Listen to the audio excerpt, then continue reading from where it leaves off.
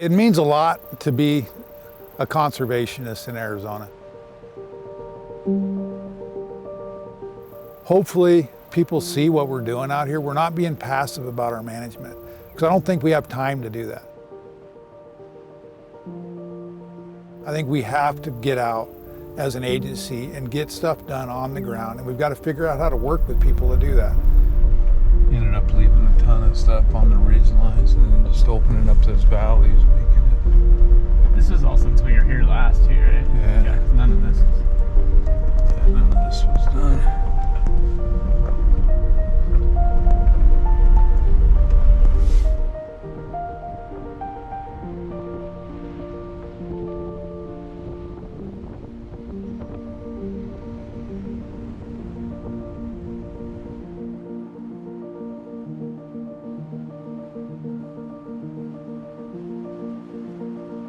So I'm Wade Zarling, I'm with Arizona Game and Fish, the Landowner Relations Program, and we're in northwestern Arizona where we're 2 years into a large landscape scale project.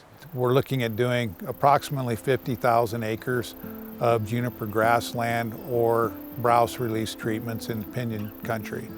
And the main goal with any of this stuff is trying to maintain water on the landscape.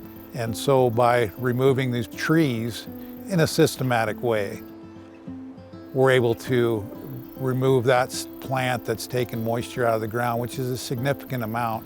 And we're also allowing herbaceous cover to grow, or browse, which holds that water on the landscape and you don't get sheet erosion.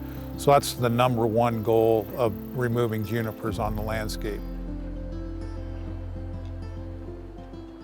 Yeah, so if you look out through here, you can see that we've left kind of a stringer or more mosaic pattern, which allows a lot of travel corridors for elk and deer for escape cover and hiding cover, along with those kind of forage areas that go along the base of it.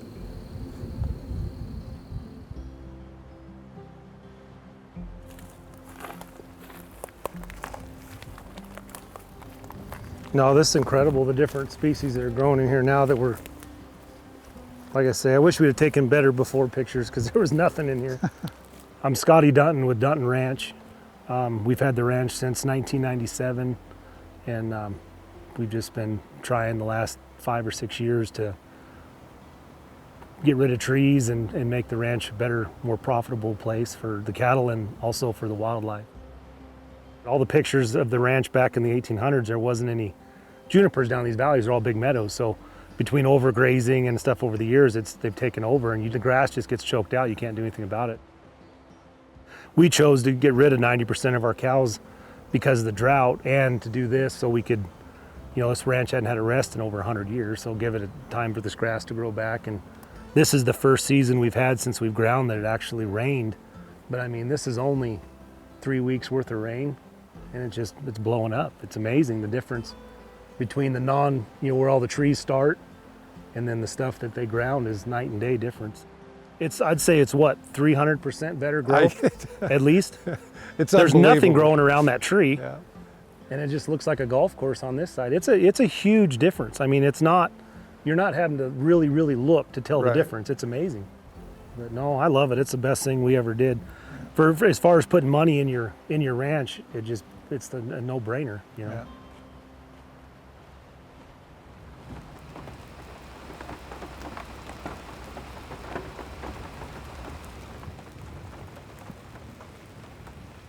It's a great project because it allows the department to work cooperatively with multiple landowners, ranchers, land management agencies, and all of these are meeting a mutually beneficial goal.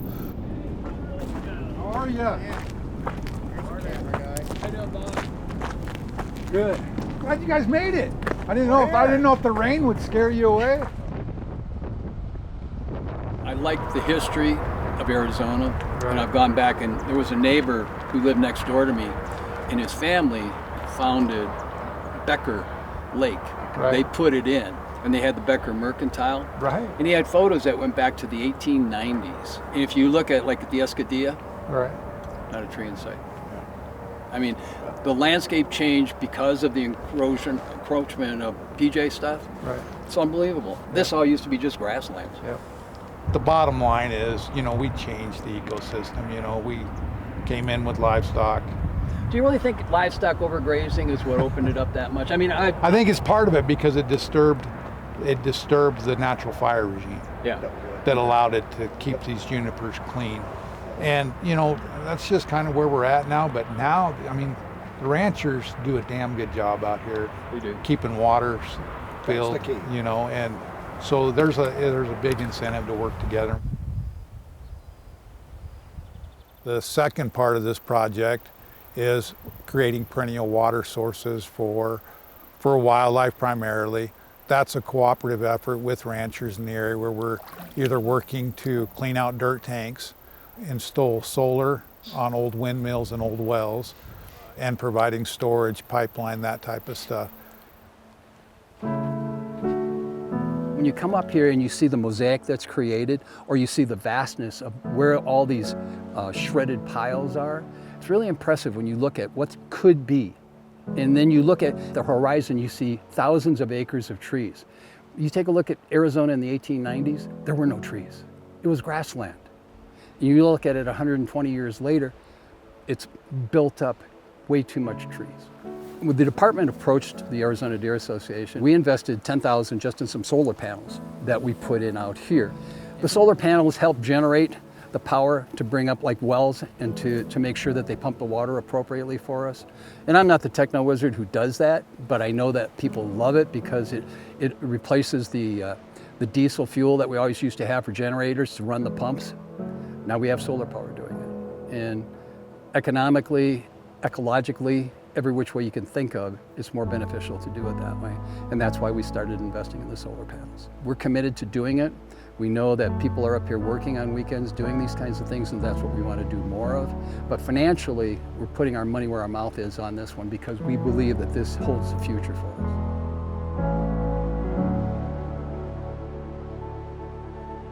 So on these habitat improvement areas where we're removing junipers, there's multiple methodologies that have been used over time, and the method that we're using is a big drum grinder.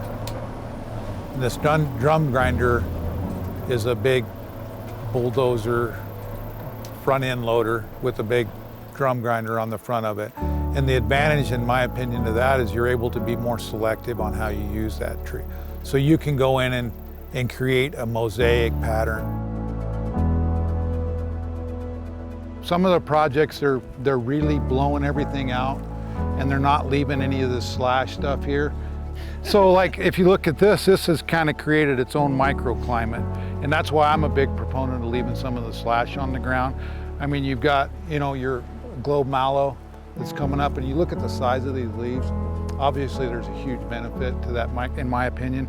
So the main point of this is trying to keep water on the landscape, right? We want it to slow it down, get the grass cover to build up so you get more percolation into the water table, and it holds that water moisture better, and it's just a better product. But the diversity in this is, in my mind, the key when you're looking at deer and elk.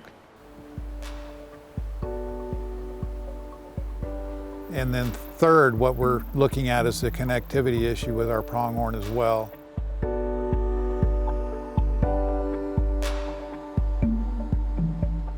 The problem we have in this area is we have a lot of fences that aren't wildlife friendly.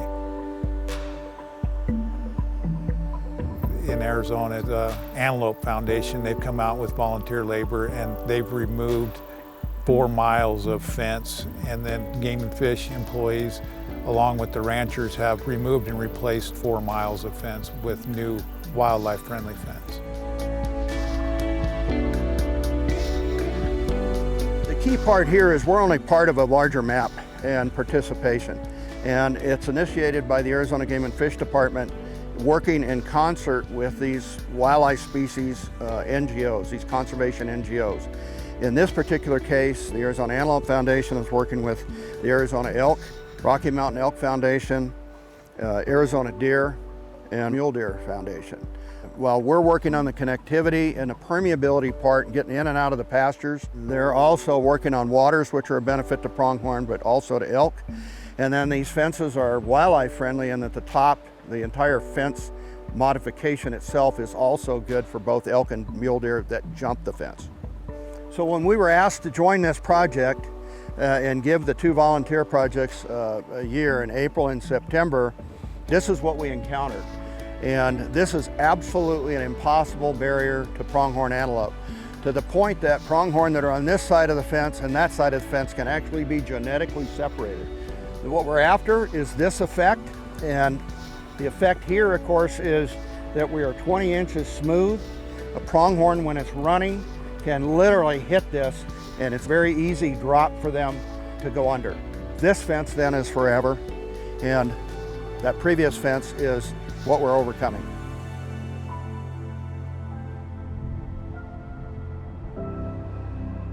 So typically, a lot of the conservation dollars that are put on the ground for habitat work are done on very small scale projects, which are still important projects, but they don't have that large impact for wildlife populations.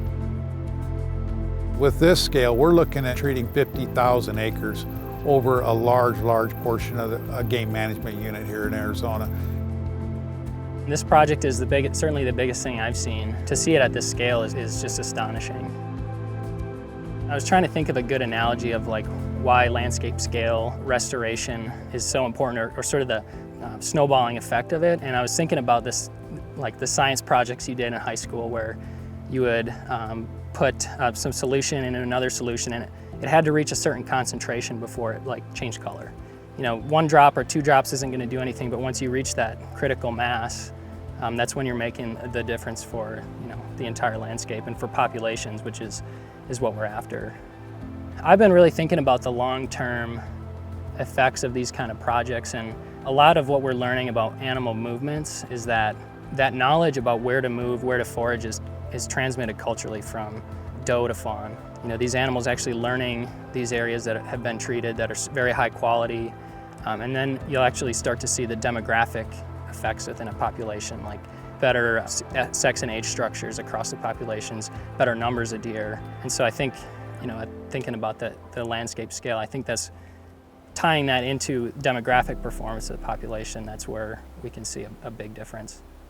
The collaborative nature, I think, is really a great model.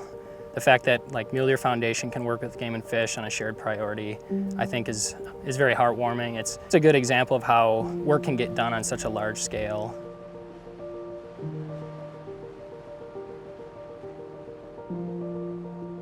We do these projects because we find them very interesting, and or they're near and dear to our heart. It's something we love. We love to hunt, we love to fish, we love to be in the outdoors, we love to observe wildlife and try to figure out, how do these wildlife move, what do they do?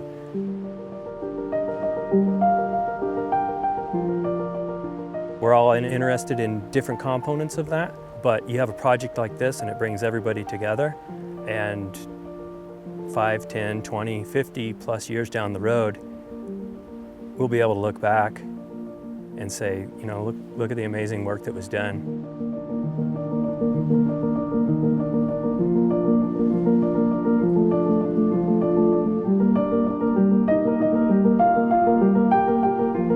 I love doing this. I love building relationships between the groups and the landowners and the department. I think it's one of the most enjoyable parts of my job, other than seeing the quick effect on the ground. There's nothing better than looking at a fence that's been done, or coming into a treatment that you're done and you got a green up and the grass growing and you're like, man, this is unbelievable.